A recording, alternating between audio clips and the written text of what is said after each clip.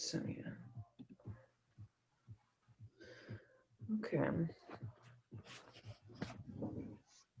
So yeah, I don't know if anyone else is joining, so I'll start on the video.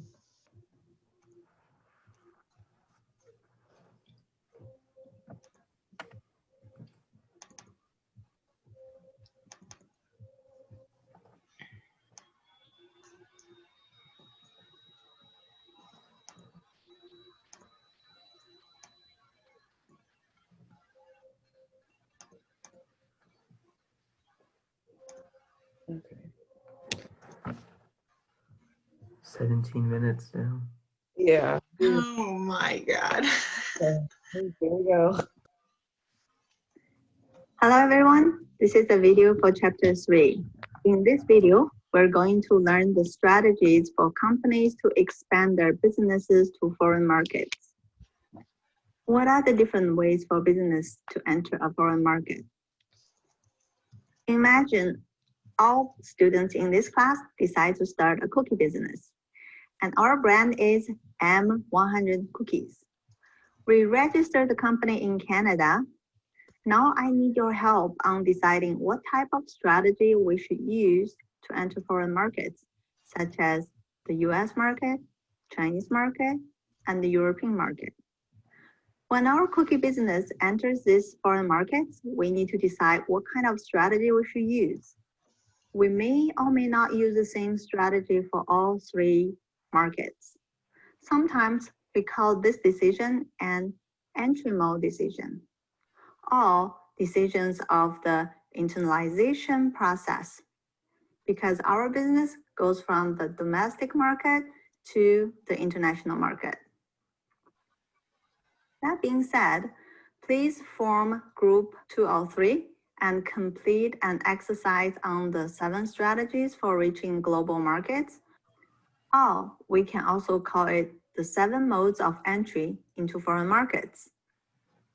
Before you do the exercise, I will give you some background information.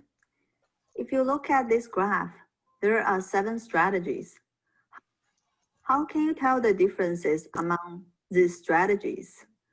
There are 4 factors that differentiate the 7 strategies. The 4 factors are the amount of commitment, the amount of control, risk, and the amount of profit potential. Each strategy is associated with different levels of commitment, control, risk, and profit potential. For example, the number 1 strategy on the very left has the lowest risk and commitment, lowest control of the products. But the strategy on the very right, number 7 strategy, has the highest risk, highest commitment, highest control of the products, and also gave business the highest profit potential. Strategy 1 and 2 seem to have a relatively low commitment and low risk. You may ask, why can't we just choose those? Low commitment and low risk sounds great, but wait a second. That also means you have low control of your products and your profit potential is also low.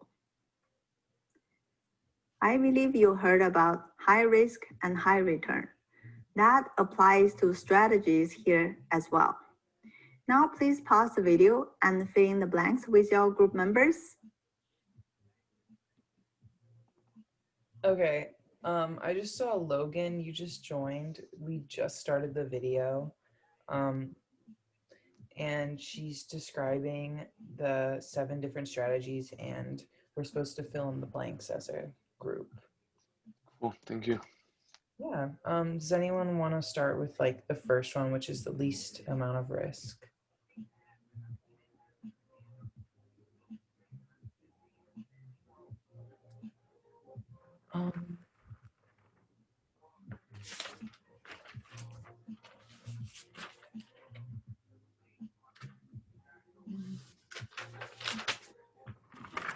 So I think the first one will be licensing. Mm-hmm. And then working. Licensing the company, yeah. Yeah. And export. Exports, imports. I don't know what 5 and 6 would be. And talking about like then the other side about entry mode, like going from domestic to international. So there's probably one of the blanks about that. Yeah, I'm gonna keep going with the video because I'm not too clear on this idea yet. If everyone else is okay with that.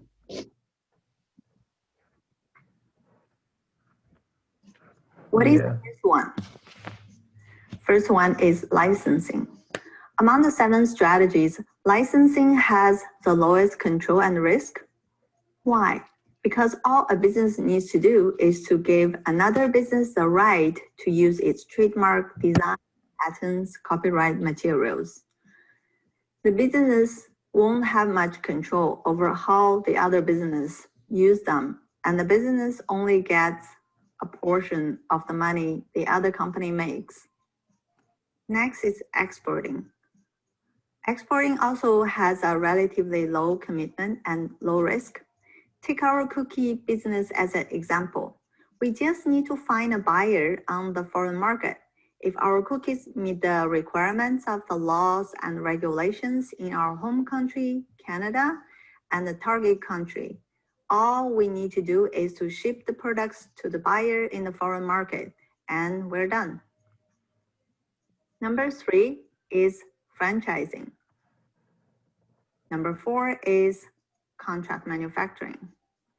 These two have a minimum level of commitment, control risk, and profit potential. For the remaining 3 strategies, the levels of commitment, control risk, and the profit potential are getting higher. Number 5 is a joint venture. Number 6 is a strategic alliances. And the last one is what we call it foreign direct investment, or FDI. Let's learn these 7 strategies one by one.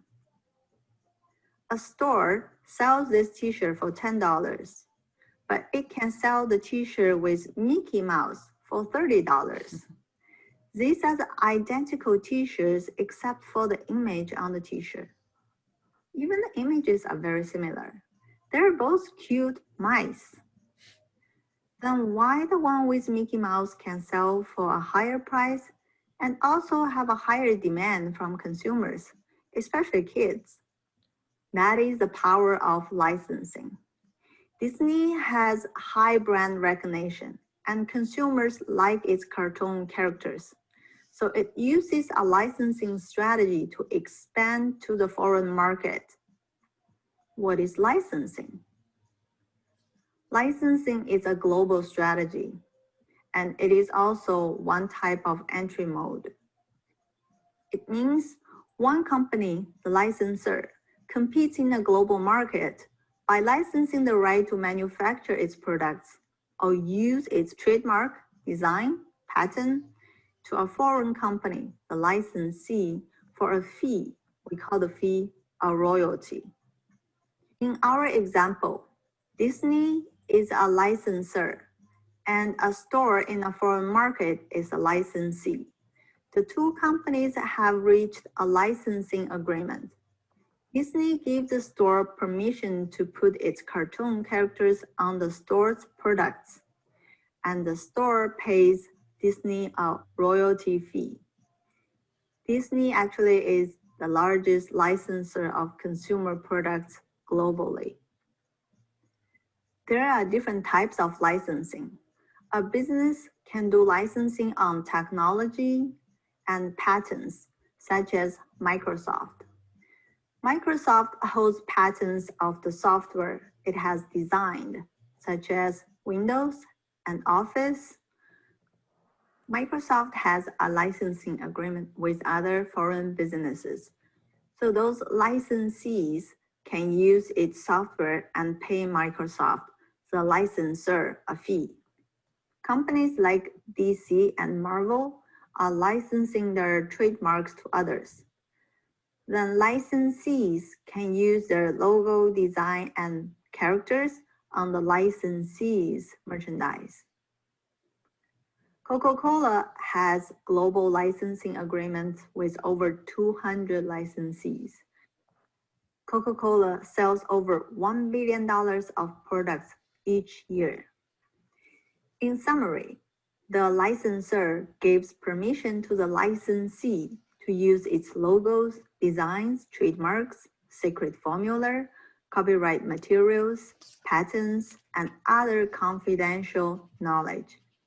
In return, the licensee pays the licensor a royalty fee. Let's take a look at the next strategy. I think you're all familiar with McDonald's. I'm not sure whether your country has a Boston Pizza restaurant yet. Do you want to guess the Boston Pizza is owned by the company from which country? It is not an American company, although it has Boston in its name. Actually, Boston Pizza is a very well-known Canadian multinational restaurant chain. It has restaurants in the United States and Mexico. Here's my question. What type of strategy that Boston Pizza and McDonald's use when they expand their businesses to a foreign market? I think you know the answer. It is franchising. Now I'm going to play a quick video, and after the video, I will ask you a few questions. Are you ready? Here you go.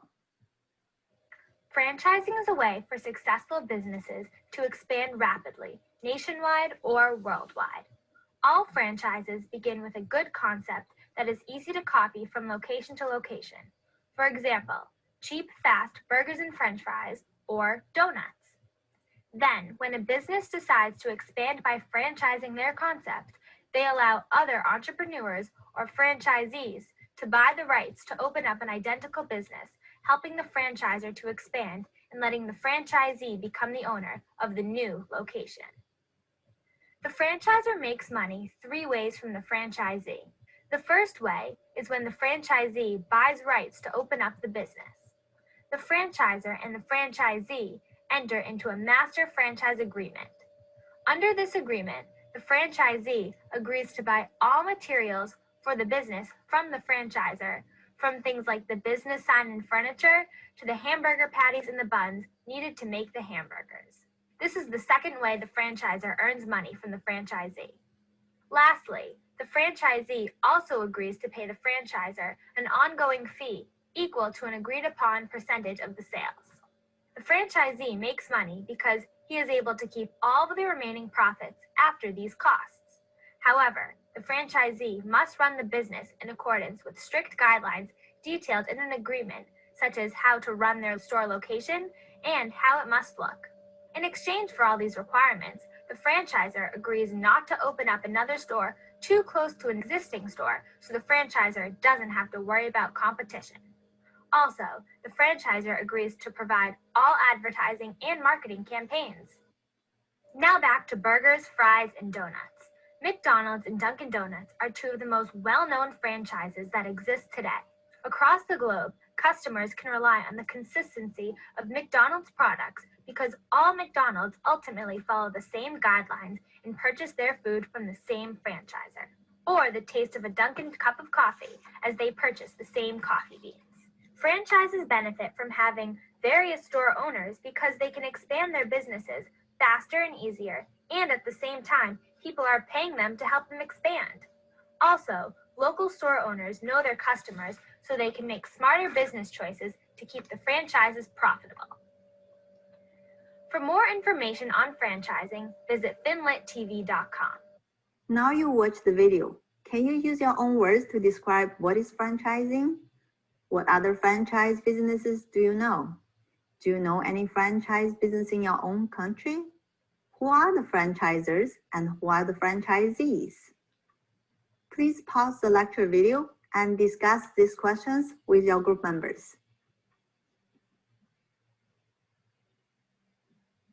Okay. Sorry. So for like the definition of franchising, it's I I guess, marketing concepts that can be like adopted internationally. So like she was talking about with McDonald's, how like the franchisee can buy it and market the same like cheap burgers on like the different side of the world. And then I think it'd be cool because we all are from different places. Like, name a few of your favorite like franchises that are in like your city. I live in Texas, so I love Whataburger, if anyone has ever been there. And then In-N-Out is also really popular. Both of those are burger places, so I guess like burger franchises are really popular. Yeah, they definitely are. Yeah, because most of the franchises I can think of are just burger places. Mhm. I'm not too sure of other donut, like they're talking about donut franchises, and Dunkin' Donuts is the only one I can think of. I'm not sure of others. See, like up here we have like a lot of sandwich places. Like we have like Subway, Quiznos, like Mr. Sub. That's true, yeah. Is In-N-Out just like comparable to like A&W, you think? Yeah, I would think so. But I've In-N-Out never had In-N-Out, so So they have a really limited menu. So you can only get like a cheeseburger, a double, or like, and then they have 3 different types of shapes, like, chocolate, strawberry, vanilla. And the fries are so good. No, I miss Texas now. Damn. Does anyone else want to define franchising or just like add something that you thought was good to note from the video?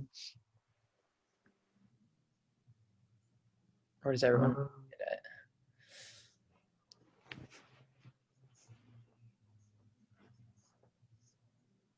Okay, I think we're good then. Yeah. What is franchising? Franchising is a contractual arrangement between franchisor and franchisee. The franchisor has a good business idea. It sells the rights to use its name, ideas, and sell its products to others in a given territory in a specified manner. Here are 6 franchising businesses. Which ones are Canadian franchise? Which ones are American franchise? Pause the video and have a quick discussion with your group members. Oh my gosh, we forgot to mention Tim Hortons, guys. Did anyone say that? I totally forgot. have you guys ever had Yogenfro's? No, I've never heard of that. No. Where's that from? That one's actually so good. Is that Canadian? Just like you can get all of these different like frozen yogurts with all these different toppings. It's like fruit. I guess it's kind of like froyo, but a little bit more salty. Y'all have Yogurtland? Is that a thing? Or Menchie's? Menchie's? Oh gosh, that one's so good. Yeah, we have that there. Oh my god. I actually think we had a new Menchie's put in our town maybe like 2 years ago, and then it went out of business. Oh no. Good, that's like a huge chain though too. Beaver Tails, I'm gonna say that's Canadian too, just a little guess. There's a Beaver Tails in Banff. Oh, have you ever been to Banff? Well, I'm a big skier, so I go like through the town a lot, Oh my but god. I've never actually stopped in there. I just know that's like a very like touristy store True. or a little food stop. Oh my gosh. Taco Bell, that is a classic American delicacy. I'll say that. I'm kidding. No, I'm just joking. Okay, I guess we'll keep going with the video. Sorry. I don't know if anyone else is trying to write down notes, but I'm very slow at writing, so I'll probably have to go back and rewrite it. Okay. Eugene Fruits, Beaver Tails, a Canadian-owned franchise.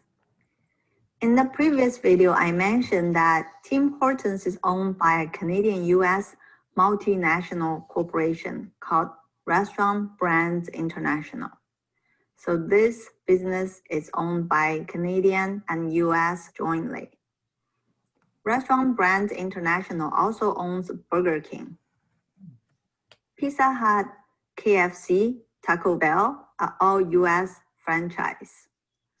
Not only they're all US companies, they actually are owned by the same parent company. Whoa, The name of the parent company is Yum Brands.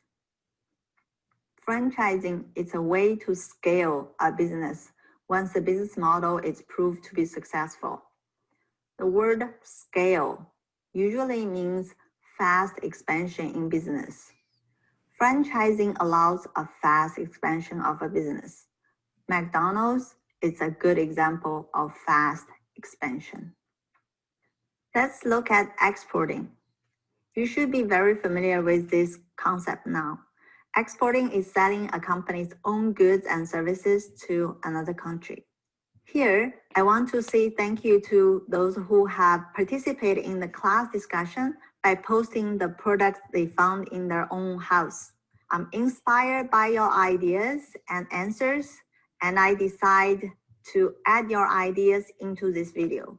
Ooh.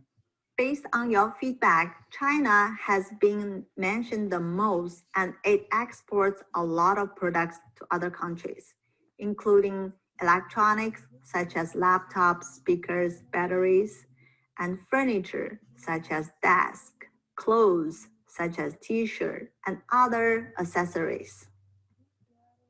Next is United States.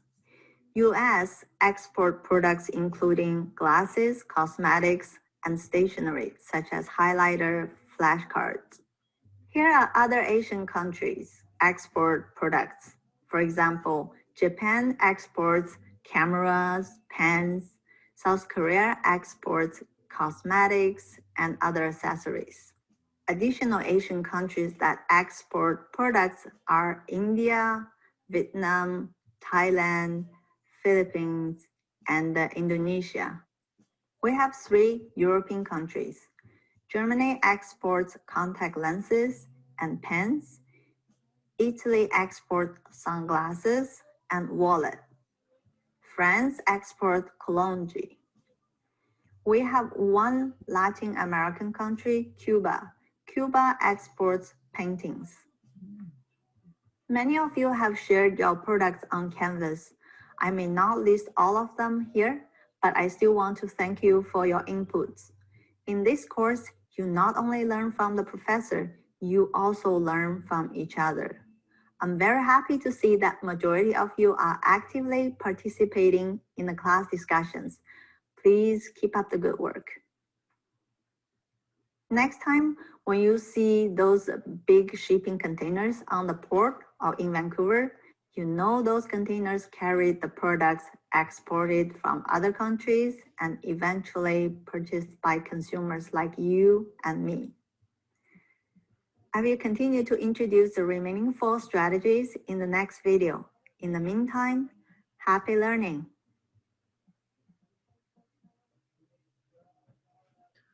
Okay. Okay. Anyone have any like things to add to the video? Do you want to just get to the next one?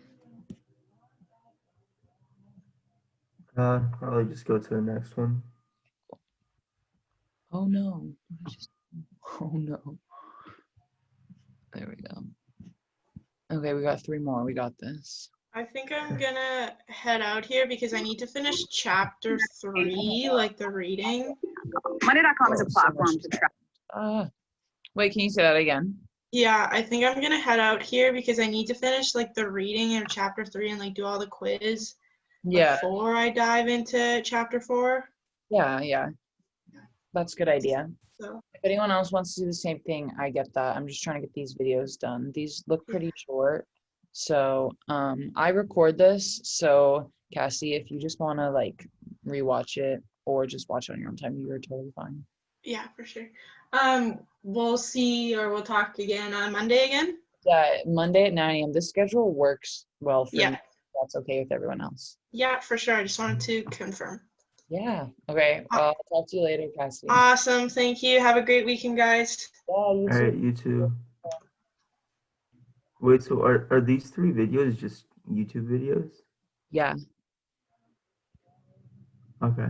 It's weird because she was like, we'll talk about it in the next video, but then we go on to topic 4, which I'm guessing would be chapter 4. I don't know. Maybe not. Yeah, so I don't know. I mean, I think this is just actually just topic 4 in chapter 3. Yeah. Yeah, this is just like a 5-minute video about tariffs. So Right. you can just watch. This is only 5 minutes. So Hopefully the other 4 aren't on the test. items that make up to $505 billion worth of goods that are made here in China and are imported here to the United States. President Trump is unapologetically adding and increasing tariffs on many imports, prompting retaliation from China and others. So how do tariffs work and what do they mean for the economy? A tariff is a tax on items entering or leaving a country. The money collected under a tariff is called a duty or a customs duty. And in the United States, those duties are collected by the U.S. Customs and Border Protection. Last year, U.S. import duties totaled up to $33.1 billion. That's 1.4% of the total value of all imported goods.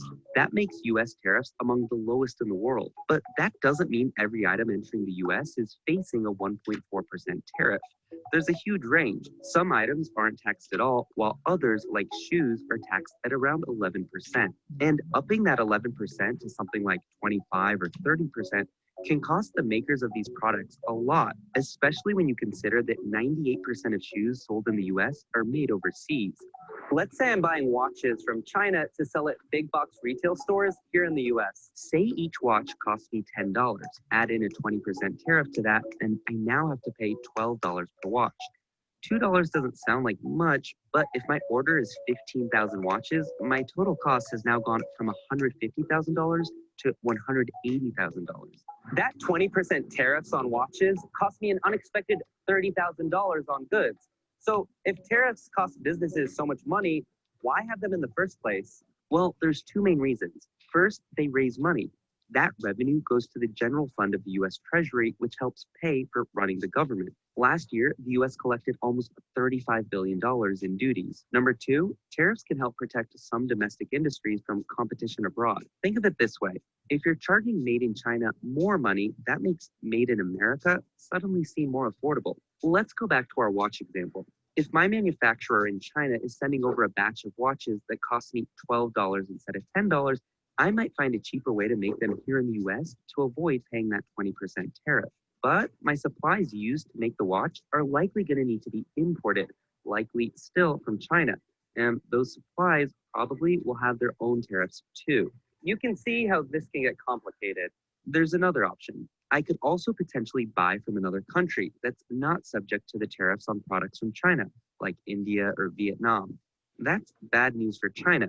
But it's not just China that Trump has been after. When the US president introduced billions of dollars in new tariffs, countries like Canada and Mexico, as well as the European Union, were quick to react and retaliate. So why is he kicking up the controversy with America's biggest allies? Trump says he wants to dramatically reduce the US's trade deficit with other countries. A trade deficit is the amount by which a country's imports exceed the value of its exports. Trump is hoping that by introducing drastic tariffs, it will reduce the size of the US's trade deficit, and he's particularly focused on China. The US-China trade deficit is estimated to be $370 billion.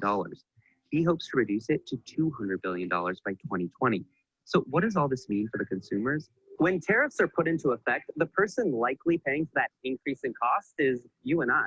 A number of American companies have said increased tariffs will hurt their businesses, and ultimately they'll have to increase prices for consumers. In the weeks following Trump's announcement, prices went up on items ranging from a can of Coke to toilet paper and kitchen towels. And some companies like Kimberly-Clark, which makes Huggies and Kleenex, have even lowered their annual forecasts. And the tariffs could badly hurt Chinese companies and their products too. Some of the largest items that the US is shipping to China include things like soybeans, aircraft, and electrical machinery. So when China retaliated by announcing a 25% tariff on US-made airplanes, That was a direct hit to Boeing, and the company's stock price fell on the news. Boeing is selling planes to China Southern Airlines Group, which plans to buy more than 300 aircraft in the next 3 years. So with higher tariffs on US planes, it could buy a larger share of airplanes from, say, France's Airbus instead. The vast majority of economists surveyed by a Reuters poll said that import tariffs would do more harm to the US economy than good. Yet, like most things with President Trump, he's standing his ground as governments, companies, and consumers scramble to see what's next. Hey guys, it's Upton. Thanks for watching. Check out more of our videos here and here. We're also taking suggestions for future CNBC Explains, so leave your comments in the section below. And while you're at it, subscribe to our channel. Oh, My name is Scott Harris. okay. I have 5 minutes left in the Zoom call. So, I think the last 2 videos are also YouTube videos. Yeah. A little interesting that she kind of just like cut off chapter 3 there. But I think it's helpful. Like I know Cassidy was saying after the Zoom call, she's going through the textbook. I like to do the same thing. So then I just kind of get this class out of the way for Friday. Yeah, that sounds good. Is So there I guess we'll do you guys that. want to talk about or like discuss?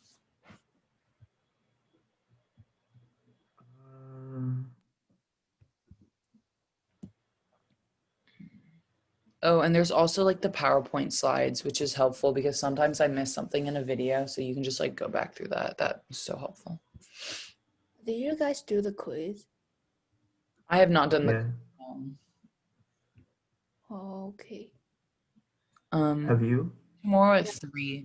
There's only 7 questions. Yeah, I think that's like the content on the PowerPoint. Uh-huh. Yeah, not much on the textbook though. Okay, so it's mostly like kind of what her video went over with the 7 strategies. Yeah. Let me open it up.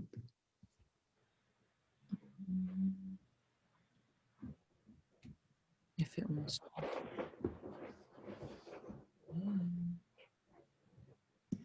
Okay. Oh no, my computer's about to crash. I'm trying to open it. Okay, whoa. Yeah. I have a feeling it's gonna be about like this slide here. Mm-hmm. Can everyone see this? Yeah, I do. Oh, that's cool. Okay. It's a little small though. Yeah, I don't know why. Oh, there we go.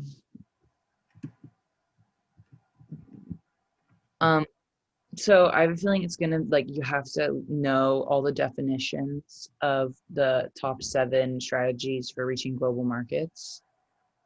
Oh yeah. That's about it. Right.